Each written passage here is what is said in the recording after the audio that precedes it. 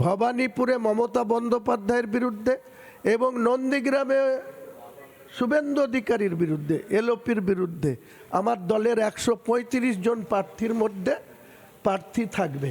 না আমি বলছি যদি কারা ভোট দেবে, মানে মুসলিমরা ভোট দেবে তো, হিন্দুরা তো দেবে না নিশ্চয়ই আপনাকে। যে হিন্দু হিন্দু করবে তার বিরুদ্ধে আমি মুসলিম মুসলিম করবে, এটা স্বাভাবিক এজেন্ডা। দেখা যাবে কে কার দিকে ভোট দেয়। আপনি তো আগে বলতো হুমায়ুন কবির মানে কোনো দলের নয়, মানে কোনো ধর্মের নয়, সাধারণ মানুষের, হঠাৎ করে আপনি ধর্ম করছেন কেন? আরে হুমায়ুন কবির মুসলিমদের হয়ে গেছে শুধু। মমতা বন্দ্যোপাধ্যায়কে, অধীরের সঙ্গে শুভেন্দু বাবু মমতা বন্দ্যোপাধ্যায়কে 1956 ভোটে হারানোর পর তিনি যদি বুক ফুলিয়ে লিডার অফ দ্য এলওপির ওথ নিয়ে তিনি যদি বলে আমি মুসলমানদের না, আমি হিন্দুদের নেতা, হিন্দুদের এমএলএ, আর ওনার নেতা ভারতবর্ষের প্রধানমন্ত্রীজি আদরণীয় মোদিজি যখন বলে সবকা সাথ সবকা বিসাক, সেটার এগেনেস্টে গিয়ে উনি যখন হিন্দু হিন্দু করেন তখন আপনারা শুনতে পান না। তা আমি তো মোল্লাদের নেতা, আমি তো মোল্লাদের হয়েই বলবো, এটা তো স্বাভাবিক ব্যাপার। বাকি যারা রয়েছে এবার এক এক করে পদ বলবে। আমার একটা প্রশ্ন আছে, আপনি দল থেকে বেরিয়ে, তৃণমূল থেকে বেরিয়ে মসজিদ গড়ছেন, ইলেকশন বেরিয়ে না, দল আমাকে সাসপেন্ড করেছে। দল সাসপেন্ড করেছে বা দল থেকে বেরিয়ে গেছেন, কি আন্ডারস্ট্যান্ডিং হয়েছে সেটা আমরা জানি না। আমি প্রশ্নটা কমপ্লিট করি।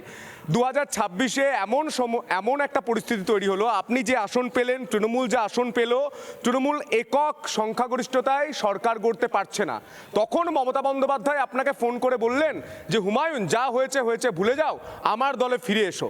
আপনি কি ফিরে যাবেন?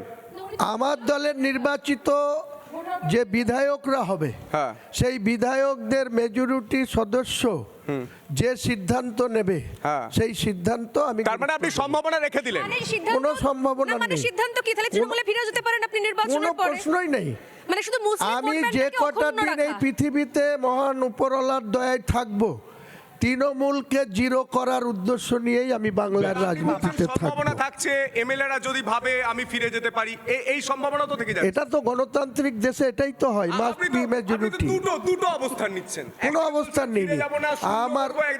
আমার দেখুন, যারা নির্বাচিত হবে সেই নির্বাচিত মাননীয় সদস্যদের দলগত অবস্থান কি হবে। মমতা বন্দ্যোপাধ্যায় হেরে যাওয়ার পরে আমরা 213, 221-এ পাওয়ার পরে আমার সিগনেচারটাও লেগেছিল ওনাকে পরিষদীয় নেতা বানানোর জন্য, গভর্নরের কাছে লিডার বানানোর জন্য। সেরকম আমার দলের নেতারা কি সিদ্ধান্ত নেবে আমি তো আপনাকে এত অ্যাডভান্স বলতে পারবো না। নানা ধরনের কন্টেন্ট দেখার জন্য লাইক করুন, শেয়ার করুন আমাদের ফেসবুক পেজ, সাবস্ক্রাইব করুন আমাদের ইউটিউব চ্যানেল। পাশাপাশি অন্যান্য ব্রেকিং নিউজের জন্য অবশ্যই চোখ রাখুন রিপাবলিক বাংলায়।